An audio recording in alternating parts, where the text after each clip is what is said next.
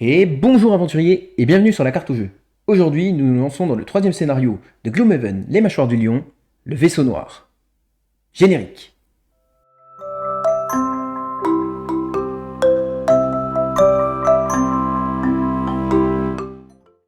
Alors avant de se lancer dans ce troisième scénario, j'invite à tous ceux qui n'auraient pas vu les deux premières vidéos que j'ai réalisées sur Gloomhaven, les mâchoires du lion, à aller voir les vidéos. Je mettrai le lien dans les descriptions. Ça vous permettra de comprendre les règles de base ainsi que les mécaniques introduites dans les scénarios 1 et 2. Pour ce troisième scénario, le vaisseau noir, nous allons voir également de nouvelles mécaniques. Par exemple, les terrains difficiles, qui seront repérés en violet ici sur notre carte de jeu. Nous allons également voir l'utilisation des objets qui ont été amenés à la fin du scénario 2.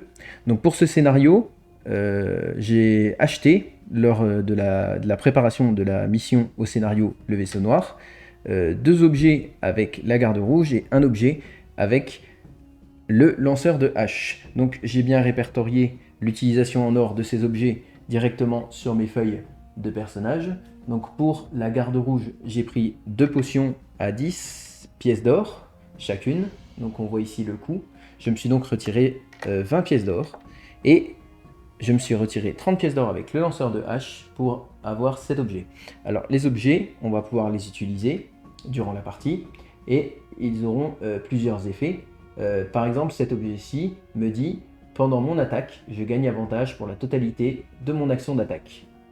Je vais devoir incliner cet objet lorsque je l'utiliserai. Et pour le récupérer, on verra qu'il faudra utiliser cette fois-ci un repos long. On verra ensemble ce que ça signifie, quelles sont les conséquences d'un repos long comparé à un repos court. Donc ça, c'est un objet qui va pouvoir être réutilisé lors de ce scénario, contrairement aux potions qui porteront ce symbole-ci et qui seront une utilisation en one-shot pour ce scénario. Elles ne seront pas perdues pour la totalité de la campagne, mais seulement perdues pour le scénario. Enfin, pas perdues, mais utilisées pour ce scénario et pas réutilisables, même avec un repos long ou court. Voilà. Par exemple, cette potion me dit, pendant votre attaque, ajoutez plus 1 d'attaque à la totalité de votre action d'attaque.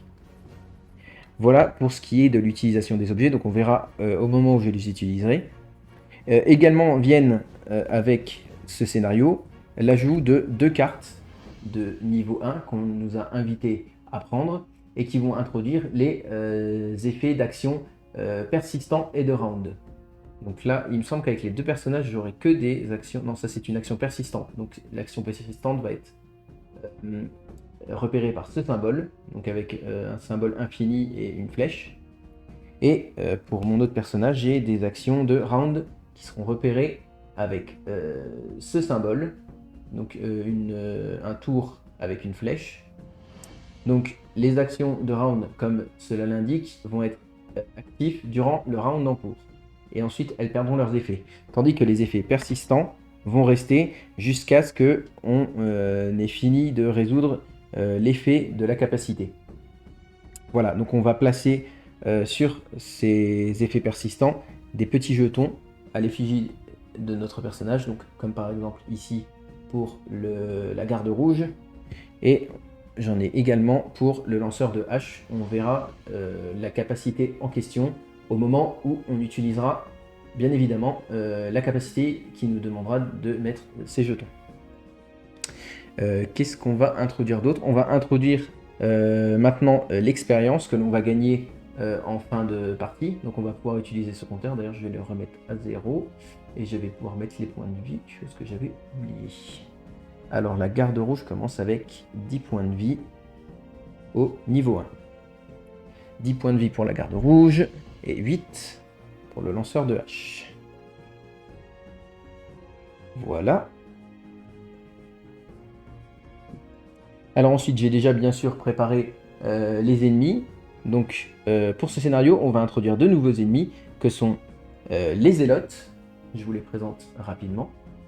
Donc les zélotes, c'est ces petits personnages donc, qui représentent des espèces de prêtres en manteau rouge. Et également introduit dans ce scénario des vipères géantes qui accompagneront nos zélotes. Voilà pour ce scénario. qu'est-ce qu'on va introduire d'autre? Oui, des notions de saut qui vont nous permettre de sauter au-dessus des ennemis ou alors de pouvoir accéder plus facilement aux terrains difficiles. Alors, je vous ai dit qu'on allait avoir des terrains difficiles. Qu'est-ce que cela va engendrer? En fait, c'est que pour entrer dans un terrain difficile, il va falloir utiliser 2 points de mouvement à la place d'un seul qui est nécessaire pour se déplacer de case en case.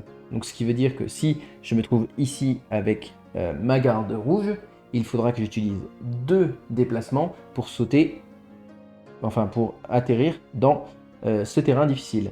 Sauf si j'utilise une action de saut qui me permet de avancer directement en utilisant mon action de saut, ou d'en sortir également. Voilà pour ce qui est de la présentation des nouveautés de ce troisième scénario. Alors pour vous rappeler un petit peu l'histoire du jeu, je vais être très brève. Alors notre groupe de mercenaires, les Mâchoires du Lion, ont été engagés par la femme d'un forgeron qui a disparu. Et nous étions partis à sa recherche pendant 15 jours. Ça, c'était l'introduction du premier scénario. Nous étions partis pendant 15 jours. Et à notre arrivée à la ville de Havre-Nuit, les mains vides avec aucune information, nous nous sommes fait attaquer par des pillards vermlings, qui sont les petites créatures que l'on a affrontées durant le scénario 1 et 2. Suite à ça, nous avons trouvé un nid de pillards vermlings, que nous avons détruit, et dans ce nid, nous avons retrouvé une certaine quantité d'or, c'est l'or que nous avons gagné durant le scénario 2, et également une lettre qui disait que les Vermlings avaient un business avec un certain Roland qui leur donnait de l'or contre des cadavres. Et suite à ça, et à l'enquête, les Mâchoires du Lion se sont dirigés vers un vaisseau suspect qui était dans le quai. Et c'est ce qui nous amène à ce troisième scénario. Je vais donc vous lire l'introduction à ce troisième scénario et on pourra démarrer la partie. Alors, on nous dit: après vous être rempli le ventre de ragoût et pris un repos bien mérité au lion assoupi, vous vous levez au petit matin. La première chose à faire est de chercher des informations sur un certain Roland. Il semble faire le commerce de cadavres frais et vous aimeriez savoir pourquoi. Vous n'obtenez que peu de résultats au début, mais finissez par trouver un couple de vermlings au marché mouvant qui semble très intéressé par l'enlèvement des cadavres. Après une rude discussion, ils crachent qu'ils sont eux aussi payés par un homme dénommé Roland pour livrer des cadavres. Ils lâchent même le lieu de livraison, un navire abandonné aux anciens quais. Vous descendez vers la jetée et regardez autour de vous. Il ne vous faut pas longtemps pour repérer le navire suspect. Non seulement un vilain liquide noir s'échappe de la coque, mais 2 hommes en robe rouge montent la garde à l'extérieur sur le quai. Ils vous remarquent et commencent à faire des gestes menaçants pour vous éloigner. On dirait qu'il va falloir briser encore quelques crânes pour en savoir plus sur quoi ils retournent. Voilà pour cette introduction au scénario. Alors on va pouvoir placer les 2 fameux gardes qui sont les zélotes et placer également nos personnages et on va pouvoir démarrer cette partie du troisième scénario. Alors on va pouvoir choisir nos actions comme à l'accoutumée. Donc je vous le rappelle, 2 cartes. Alors si je peux, je vais pouvoir essayer d'utiliser directement mes actions persistantes. Si je peux, je vais utiliser ceci et ceci. Excusez-moi. Alors je vais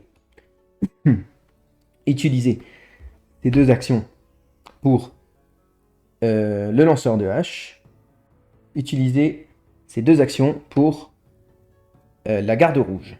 On a défini donc l'initiative, donc je vais avoir une initiative de 16 pour la garde rouge et de 17 pour le lanceur de hache. Ensuite, on va pouvoir passer à la découverte des actions des différents ennemis. Alors pour le moment, on va ne faire agir que les zélotes, puisqu'on a une porte ici, entourée en bleu, qui nous empêche de voir la suite du scénario. Donc on ne s'occupe que des 2 premiers personnages.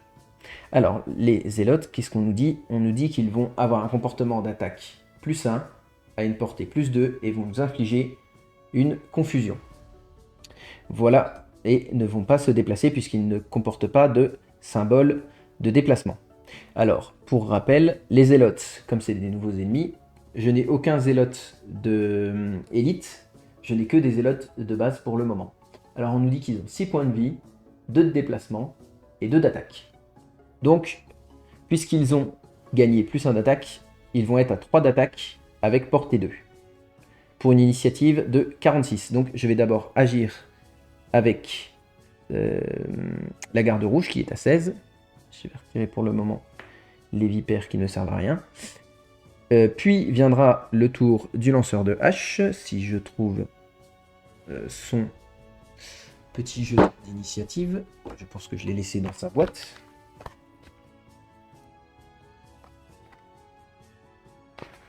Non, il n'est pas dans sa boîte.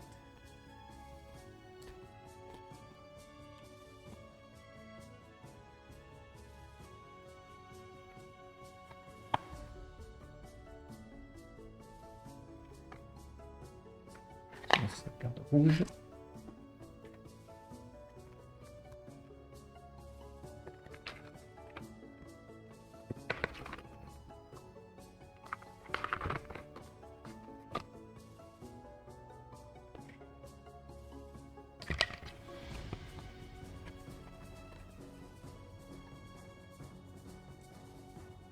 Voilà, désolé pour ce petit contretemps.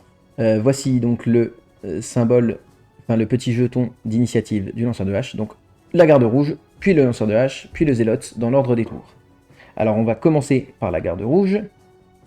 Qu'est-ce qu'on va pouvoir faire? On va pouvoir réaliser un déplacement 2 et une action de saut si on le souhaite. Je vais juste avancer de 1 avec ma garde rouge pour le moment. Et du coup, qu'est-ce qu'on nous dit? On nous dit que je vais avoir une action de round à ce moment-là qui va être mise. Donc, je vais placer les actions de round. Et ben, je vais les placer ici. Ce sera mes actions. J'espère qu'on voit. Oui, on voit pour le moment. Cette action de round me dit que je gagne, excusez-moi, un bouclier pendant le reste du round. C'est une action de round.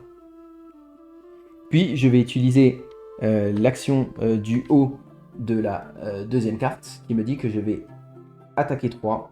Ah, j'avais pas vu qu'il y avait une portée. Donc au final, est-ce que ça vaut pas le coup que je me déplace finalement ici? Oui, je vais me déplacer ici. Je vais attaquer à 3 avec une portée 2 et traction 1. Alors je vais mettre ma défausse là-bas. Je vais donc réaliser une attaque 3 sur ce zélote, plus modificateur, évidemment, puisque c'est une attaque. Et je vais infliger plus 1. Donc je vais mettre 4 points de dégâts sur ce zélote. Je vous rappelle, il a 6 points de vie. Donc sur le zélote numéro 1, je mets 4 points de dégâts. Encore 2 points. Et je pourrai vaincre celui-ci. Ensuite, on va pouvoir passer au lanceur de hache. Le lanceur de hache, je vais utiliser la compétence persistante qui me dit placer un jeton de pion aventurier. C'est ces petits jetons que je vous ai présentés tout à l'heure. Voilà, ces petits jetons-là. Je vais donc le placer ici, juste à côté, avec le pion. Et on me dit, vous pouvez ajouter plus 3 d'attaque à n'importe laquelle de vos attaques à distance en plaçant le pion sur la cible. Après la résolution de la capacité d'attaque, quand la cible est éliminée, on place le pion sur l'hexagone où elle se trouvait. Si on arrive à piller cet hexagone, on replacera le pion directement sur cette carte. Voilà. Donc, je vais réaliser l'action du bas de cette capacité pour me déplacer ici pour le moment. Est-ce que ça vaut le coup de le pousser? Non, ça ne vaut pas le coup. Je vais me défausser de cette carte. Ensuite va venir le tour du coup des Zélotes. Alors on me dit qu'ils ont attaque +1, portée 2. Mais qu'ils ne peuvent pas se déplacer. Donc on va commencer par celui-ci. Il est à égale distance de mes personnages, donc on va prendre celui qui avait l'initiative la plus basse. C'était la garde rouge, puisque c'est celui qui agissait en premier. Donc la garde rouge va subir une attaque de 2 de base, +1, donc de 3. Et subir une confusion. Alors, on va d'abord résoudre l'attaque. Donc j'ai dit à 2 +1, 3, plus modificateur. Le modificateur est de +1. Donc 4 d'attaque. Sachant que j'ai un bouclier qui va pouvoir retirer 1 point de dégâts à cette attaque. Je vais donc subir 3 dégâts, plus une confusion. Alors je vais réduire mes points de vie à 7. Et m'infliger un état de confusion. La confusion, pour rappel, je vais gagner des avantages pour mes attaques jusqu'à la fin de mon prochain tour. Le tour de celui-ci, attendez, il ne se déplace pas et ils ont une portée de 2. 1, 2, il ne peut m'atteindre aucun personnage, c'est très bien. On va pouvoir passer au tour suivant. Alors, je défausse ma carte puisque le round est fini, c'était une action de round, et je la place dans ma défausse. Et je vais pouvoir continuer en agissant avec mes personnages. On va utiliser ça. Je vais utiliser ces 2 capacités pour la garde rouge. Oui, je pourrais utiliser le déplacement de balle. Voilà. Alors, initiative de 32, de 46, et pour les zélotes, nous allons passer à une initiative de 19. C'est donc le zélote qui va agir en premier. Cette fois-ci, ils ont un déplacement +0, donc ils vont se déplacer de leur déplacement de base de 2. Attaque -1 et m'infliger malédiction. Alors malédiction, c'est un nouvel état qui va m'ajouter une carte de malédiction dans mon deck de modificateurs d'attaque. Alors, on va faire agir les zélotes, donc ils vont pouvoir se déplacer de 2. Hop, il va se rapprocher de mes 2 héros. Puis il va m'attaquer. Alors il a attaque -1, donc 2 d'attaque de base, -1, il a 1 d'attaque, plus modificateur -1, il va m'infliger 0, mais me mettre tout de même une malédiction. Alors je vais tout de suite aller chercher les cartes de malédiction. Ils vont être représentés avec ceci. Voici donc une carte de malédiction. Elle va me mettre un modificateur d'annulation d'attaque dans mon deck de modificateurs. Sachant que j'en ai un de base, je vais en avoir un deuxième. Et je vais donc remélanger mon deck de modificateurs. Voilà. Je possède maintenant donc plus de chances de tomber sur une annulation d'attaque. Est-ce que c'était bien la garde rouge? Oui, c'était bien la garde rouge, je ne me suis pas trompé. Puisque c'est... Il cible le héros ayant l'initiative la plus faible. Alors ensuite, c'est au tour du deuxième d'agir. Déplacement de 2.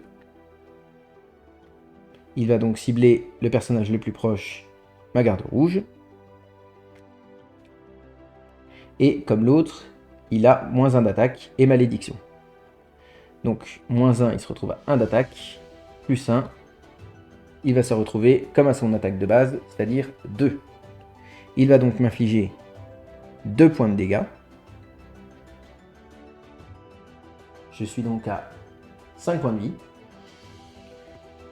Plus me remettre une malédiction.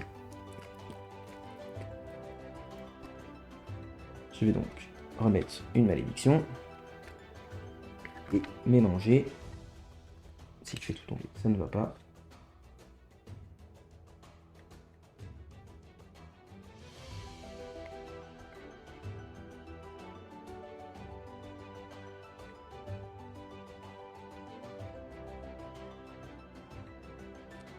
Voilà pour le deck de la garde rouge. Et j'ai bien baissé mes points de vie. Ensuite, nous allons passer à la garde rouge. Et qu'est-ce qu'on va réaliser avec la garde rouge? Déplacement 3. Ça rend toutes les attaques gagnent des avantages. Ça aurait été utile avant.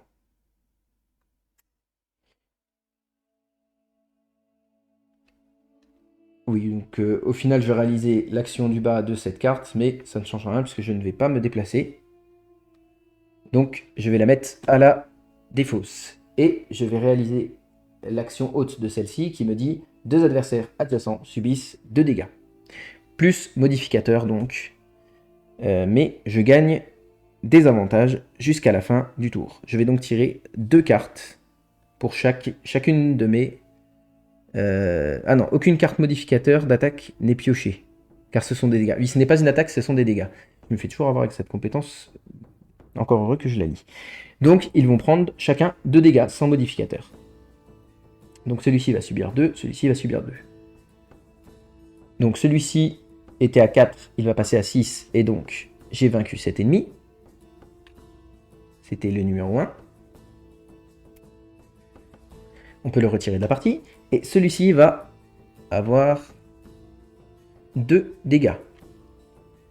C'est le numéro 4. Alors ensuite, on va pouvoir passer au tour du lanceur de hache. Alors le lanceur de hache, qu'est-ce que j'ai comme capacité? Attaque 2, portée 3, attaque 2. Alors, ce que l'on va faire, c'est que l'on va réaliser une attaque 2 à portée 3 sur une cible. Ah, on voit mieux le texte, c'est mieux. Attaque 2, portée 3 sur 2 cibles. Bon là, il n'y a qu'une cible valide. Je vous rappelle qu'on ne peut pas choisir 2 fois la même cible. Et à cela, on va ajouter notre effet persistant, la favorite, qui est le nom de l'attaque. Je vais placer le pion sur cette case pour marquer. Et mon attaque va gagner plus 3. Je vais donc passer à une attaque de 5 plus modificateur. Alors, pour être sûr de me débarrasser de cet adversaire, je vais même utiliser mes jumelles d'œil de faucon, qui est l'objet que j'ai gagné. Donc je vais incliner cet objet. Et il me dit, pendant votre attaque, gagnez avantage pour la totalité de l'attaque. Donc je vais gagner avantage pour cette attaque. Donc je utilise à 2 plus les 3 points bonus grâce à cet effet persistant. Et je vais tirer 2 cartes de modificateur. 1 plus 2, 1 plus 0. On va prendre le plus 2. C'est un total overkill puisque je lui mets 2 plus les 3 de mon effet persistant. 5, 6, 7 dommages directement sur lui. Plus les 2 qu'il avait, ça lui fait 9 dégâts au total. Et je vais gagner 2 points d'expérience, de par la capacité de mon attaque, la favorite, puisque j'ai résolu l'effet de cette carte. Ensuite, on me dit que le pion va rester sur cette case. Et ensuite, je vais utiliser ma compétence basse de ma deuxième carte que j'ai choisie pour réaliser un déplacement 1 et pillage 1. Pour rappel, pillage, je pille la carte à une portée. Je vais donc pouvoir récupérer ce pion et le remettre sur mon attaque la favorite pour pouvoir la réutiliser plus tard. Les 2 ennemis ont été vaincus. D'ailleurs, j'ai oublié de mettre les pions monnaie. Ça m'apprendra. Donc il y en a un ici, un ici. Donc j'avais fait déplacement 1 et pillage 1. Donc je vais piller ce pion ainsi que celui-ci.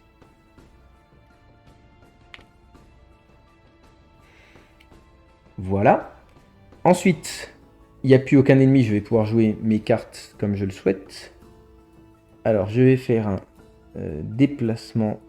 Je vais me déplacer le plus que je peux en fait.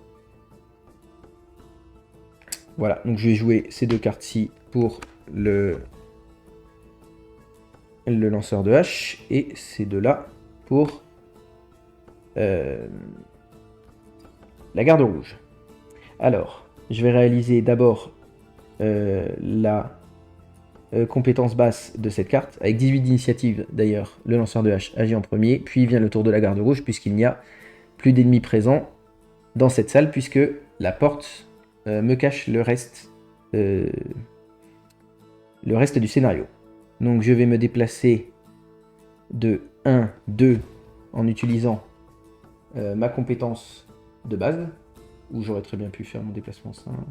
Bah, je vais réaliser mon déplacement 5 d'ailleurs. Donc je vais arriver sur cette porte. Et une fois sur cette porte, on me dit de regarder l'encadré numéro 1, qui se trouve ici. L'encadré numéro 1. Et c'est un petit texte qui nous explique la suite du scénario. Alors on nous dit: alors que vous faites irruption dans la cale, une odeur nauséabonde vous saisit. Une rivière de liquide noir collant coule à travers le navire, se déversant entre les différentes fissures de la coque. Il semble provenir de la porte du fond. Vous devez d'abord vous frayer un chemin à travers les autres voyous et leurs animaux de compagnie. On va pouvoir donc placer les ennemis qui vont arriver avec la découverte de ce nouveau lieu d'exploration. Donc un zélote ici. J'ai pas d'autres zélotes, par contre j'ai une vipère ici, une ici, j'ai un pion de monnaie qui va venir ici, et un coffre au trésor qui va venir ici. Je vais donc pouvoir continuer mon action, donc j'avais fait 2 déplacements, 3, 4, je vais m'arrêter ici, sur mes 5 de déplacement. Je place cette carte dans la défausse. Et je vais réaliser une attaque 3, portée 3, contre ce zélote. Je suis bien 2 de portée, donc aucun souci de portée là-dessus. Donc je vais réaliser une attaque 3 sur celui-ci, plus modificateur. Donc avec le lanceur de hache, on va tirer un plus 0. Je vais donc lui infliger 3 points de dégâts, c'est le numéro 6. Le numéro 6 prend 3 points de dégâts. Ensuite, on va passer au tour de la garde rouge, puisque les ennemis sont apparus mais n'ont pas de modificateur pour le moment. Alors, je peux retirer mon état de confusion que j'avais précédemment, puisque c'était jusqu'à la fin de mon prochain tour. Et je vais réaliser un déplacement 4 grâce à ma première compétence qui se trouve ici. Donc déplacement 4, 1, 2, 3, 4. Et de toute façon, c'est attaquer un adversaire, mais pour le moment, je ne possède pas d'adversaire à portée. Ensuite, on va pouvoir passer un nouveau tour. Il me reste 2 cartes. Je vais jouer celle avec l'initiative la plus basse d'abord. Puis 2 cartes avec la garde rouge. Et je vais également réaliser ceci. Voilà.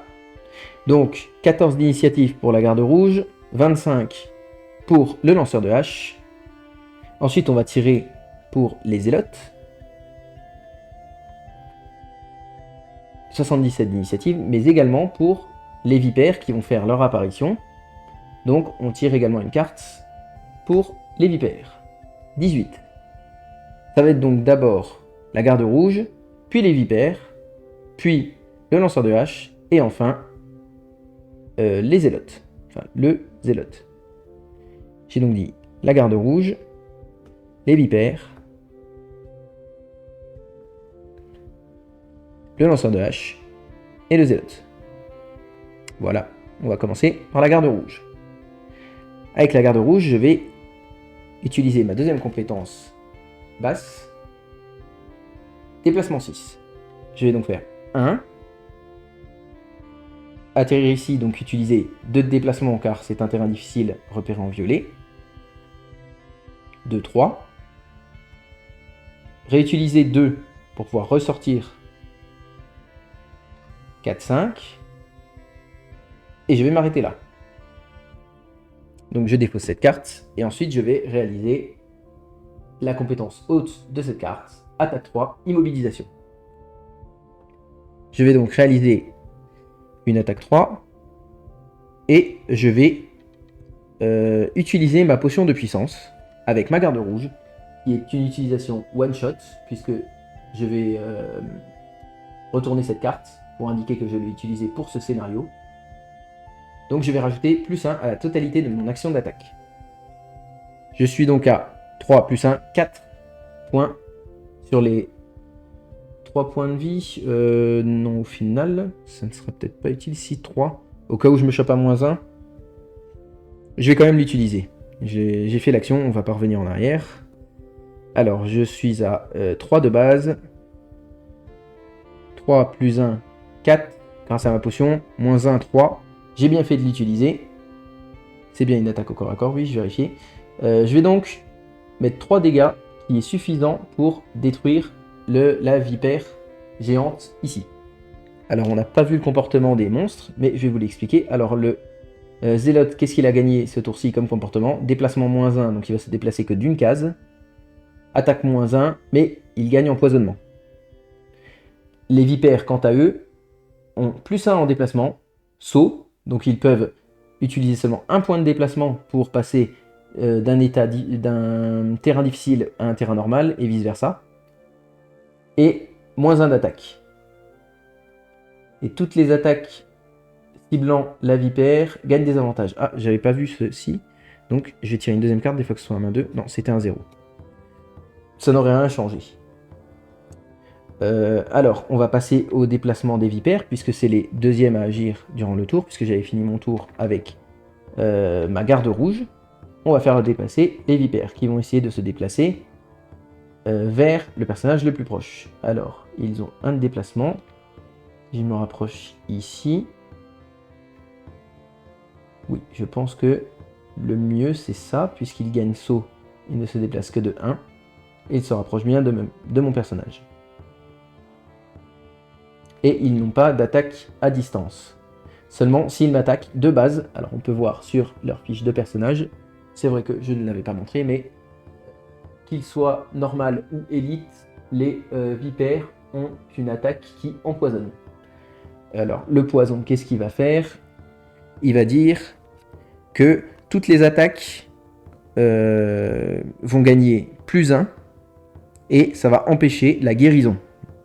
Et le seul moyen de s'en débarrasser, c'est d'utiliser une guérison qui ne va pas agir, donc elle ne va pas nous soigner, mais va retirer le jeton d'empoisonnement. Donc l'empoisonnement, ça ne va pas être, par exemple, retirer un point de santé à notre personnage chaque tour. Ça sera les blessures. Il me semble que j'ai un personnage qui a des blessures. Alors, on va pouvoir passer au tour du lanceur de hache.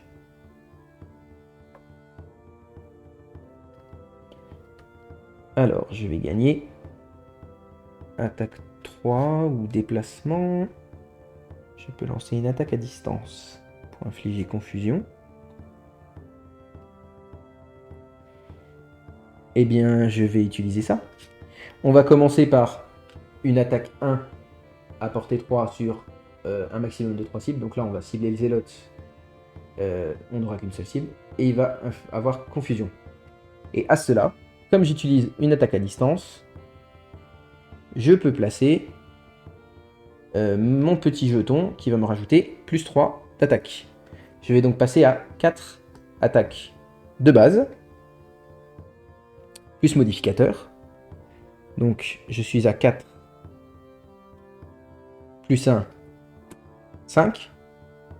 C'est suffisant pour le tuer puisque je lui mets 8 points de dégâts au total puisqu'il en possédait déjà 3 sur les 6 points de vie qu'il avait. Voilà. J'ai encore oublié de mettre... non, il était ici. Le jeton de monnaie de celle-ci. La vipère qui est décédée ici.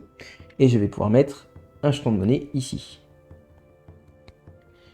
Alors, je l'ai détruit, le jeton... comment ils l'ont appelé, ce jeton-là? Le pion d'aventurier. Le pion d'aventurier va tomber à terre. Et je vais gagner 2 points d'expérience pour le lanceur de hache. D'ailleurs, j'avais pas mis mes points d'expérience sur la dernière action, donc je vais pouvoir en mettre 2 pour la première que j'avais fait tout à l'heure, et 2 autres pour cette action-ci. Et ensuite, je vais pouvoir réaliser mon action basse de cette compétence qui va me dire déplacement 4 et pillage 1.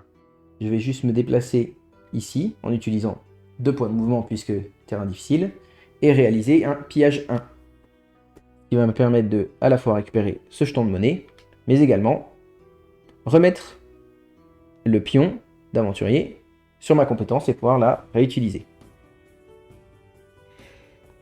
Alors ensuite, je vais devoir réaliser ou un repos court ou un repos long. Alors pour vous montrer la différence entre les deux, je vais réaliser un repos court pour la garde rouge, puisque je ne possède plus de cartes en main et donc plus moyen pour moi d'attaquer les ennemis. Le repos court, je mélange mes cartes. J'en tire une au hasard, on va dire celle-ci.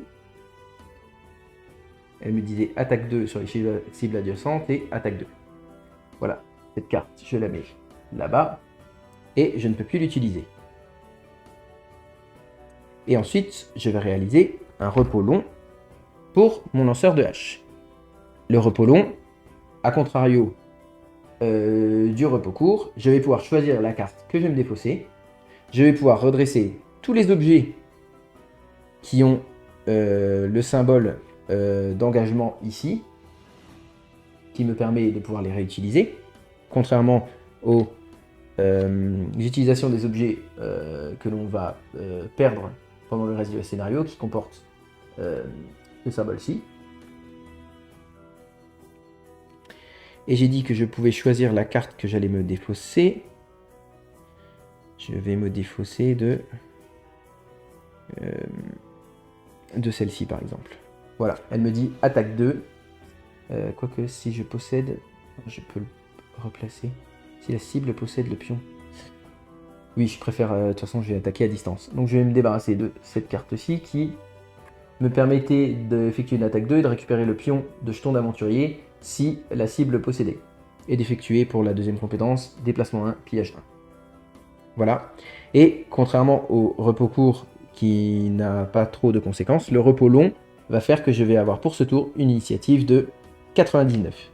Je vais donc agir en dernier, quoi qu'il arrive. Et on va pouvoir repasser à notre tour de jeu. Non, il me semble même que je vais en fait sauter mon tour. Alors, après vérification, on me dit que le repos long s'effectue à la place de mon tour. Donc, il va occuper la totalité de mon tour avec une initiative de 99. Donc, je ne vais pas pouvoir jouer de cartes ce tour-ci puisque je le déclare au moment de choisir mes 2 cartes. Je vais pouvoir me soigner de 2. Donc là, je n'avais subi aucun dégât avec le lanceur de hache. Et bien évidemment, je peux redresser mes objets. Donc le lanceur de hache ne doit pas agir ce tour-ci. Contrairement à ma garde rouge. Donc pour la garde rouge, le mieux c'est de pouvoir se déplacer, évidemment. Alors je vais réaliser ces 2 actions-ci. Ensuite on va pouvoir tirer une carte pour la vipère géante.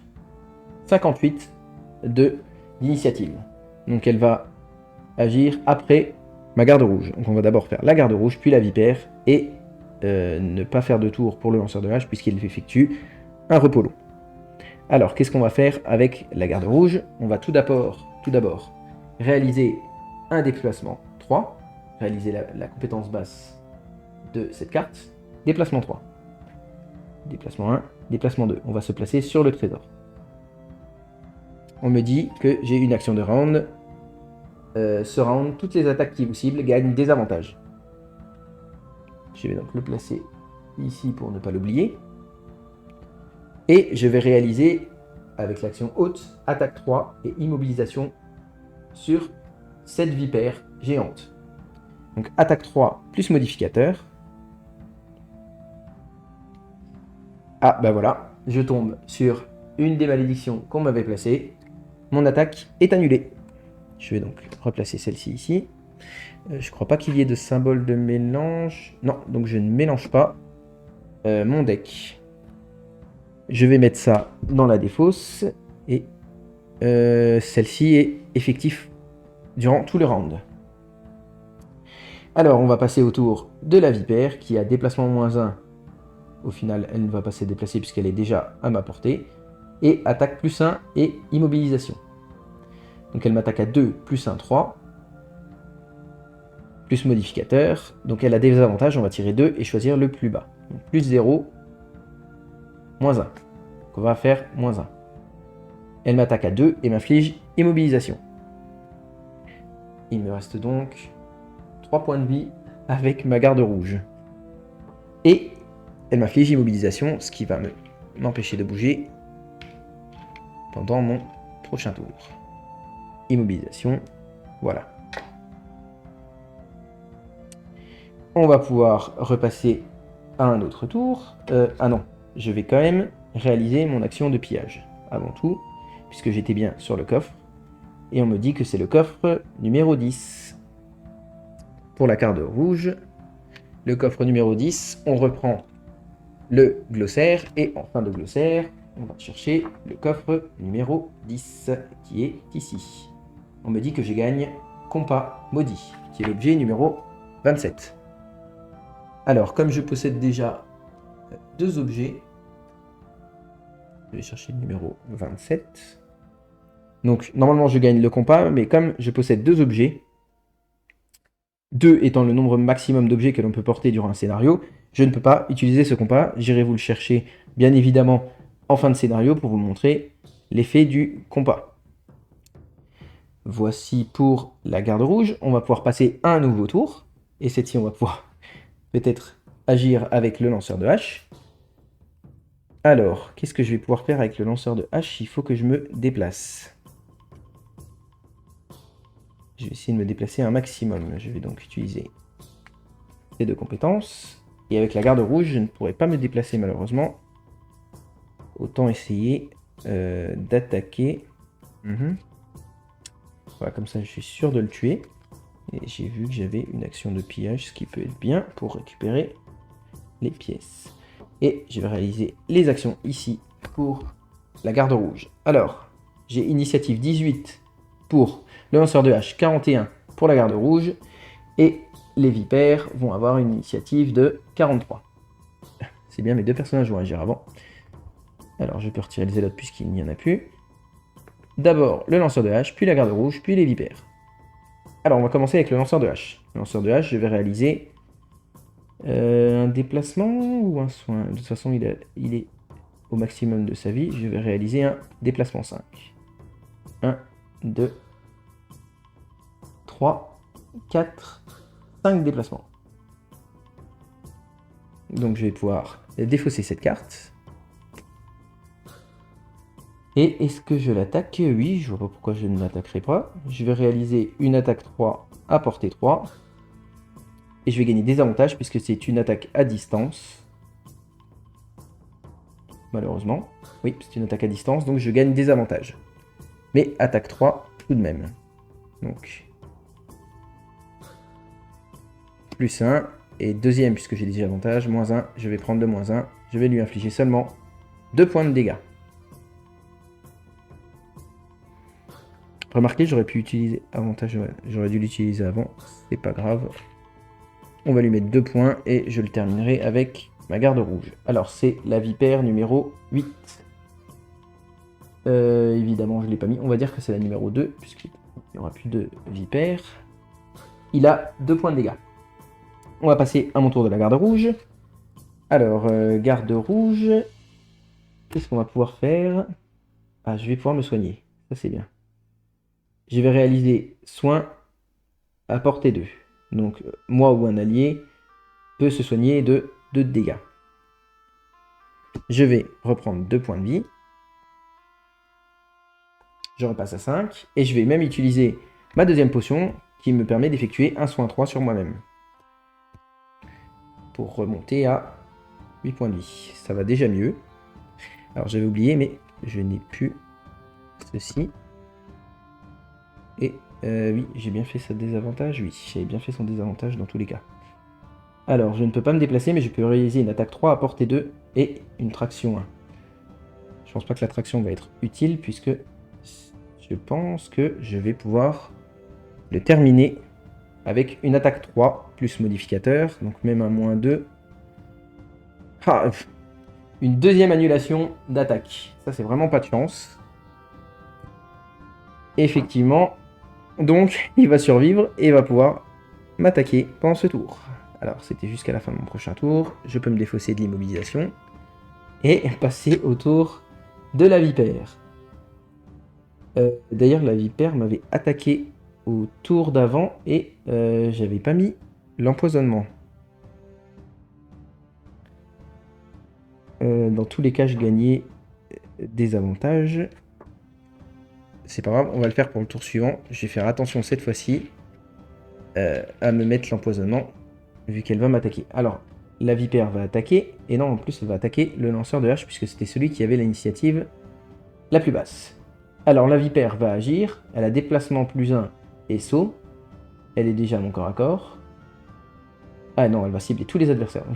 C'est mes deux adversaires, enfin mes deux compagnons qui vont prendre les attaques. Alors, attaque -1, ça veut dire qu'elle a qu'un seul d'attaque. Elle va donc réaliser, d'abord, je vais faire le lanceur de hache, donc elle m'attaque à 1, puisqu'elle a 2, -1, 1. -2, c'est parfait, elle ne me fait pas de dégâts. Mais je vais tout de même gagner empoisonnement. Alors, est-ce que... genre, je vérifierai dans les points de règle, il me semble que normalement, même si elle me fait pas de dégâts, elle m'inflige empoisonnement. Je vous dirai ça en fin de scénario, où je mettrai un petit commentaire. Ça, je ne suis plus sûr du tout si ça se passe comme ça ou non. Et ensuite, elle va attaquer la garde rouge à 1 plus modificateur plus 0. Donc, elle va m'infliger 1 point de dégâts. Je vais passer à 7 pour la garde rouge. Et également avoir un empoisonnement. Alors, pour rappel, l'empoisonnement, c'est toutes les attaques vont gagner +1 sur mes personnages. Ensuite, on va pouvoir repasser à un tour, évidemment. Alors là, le mieux, ce serait que je me déplace avec le lanceur de hache pour découvrir ça. Alors, je vais réaliser ces deux actions avec le lanceur de hache. Là, je vais essayer de terminer et faire un déplacement, ça pourrait être bien. J'ai des attaques à distance, mais ça suffira. Très bien. Alors, initiative 25, 87, et pour la hyper... Ah d'ailleurs, non, il y avait le symbole qui me dit que je dois mélanger le deck de comportement. Je mélange donc le deck de comportement. Voilà. Et je peux tirer une carte. Elle me dit déplacement +1. Ouais, c'est exactement le même que précédemment, avec 43 d'initiative. Alors, tout d'abord, le lanceur de hache va agir, puis la vipère, puis la garde rouge. Ce qu'on va faire avec le lanceur de hache, on va tout de suite réaliser, quoique j'ai déplacement 2.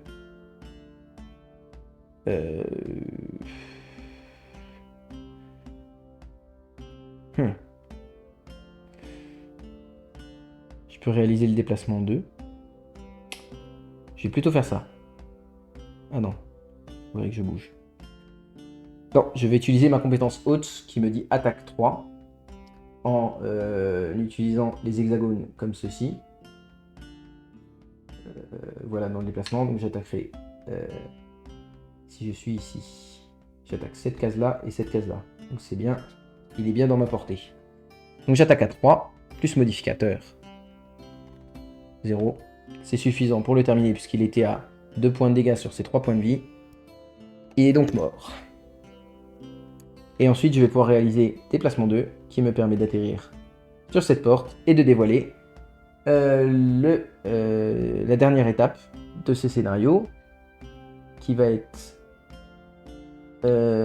d'attaquer donc ce zélote et cette vipère qui est maintenant une vipère d'élite et possède donc 5 points de vie et également empoisonnement.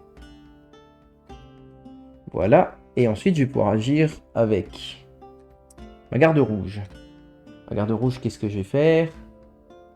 Je vais réaliser déplacement 6 avec cette capacité. Donc je vais faire déplacement 1, 2, 3, 1, 2, pardon, 3, 4, 5, 6. Parce que je suis sur terrain difficile. À chaque fois que je rentre et que je sors. Et je vais perdre cette carte puisque j'ai le symbole de perte ici. Je ne pourrai plus l'utiliser durant le reste du scénario. Ensuite, on me dit que je peux faire avec cette attaque, une attaque de 2, à portée 2 et immobilisation. Alors, j'ai portée 1, 2, je peux attaquer cet ennemi. Ceci est un obstacle mais ne gêne en rien ma ligne de vue. Ou je peux attaquer le zélote. Alors moi, je vais préférer attaquer la vipère parce que j'ai pas vraiment envie qu'elle vienne m'embêter. Je vais donc réaliser une attaque 2, portée 2, et infliger en plus immobilisation, ce qui va être plutôt bien. Alors, attaque de portée 2, plus 0. Donc je vais lui infliger 2 points de dégâts. C'est la numéro 2, elle va la garder. C'est 2 points de dégâts, c'est parfait. Donc j'ai fini mon tour. On va pouvoir passer au tour suivant.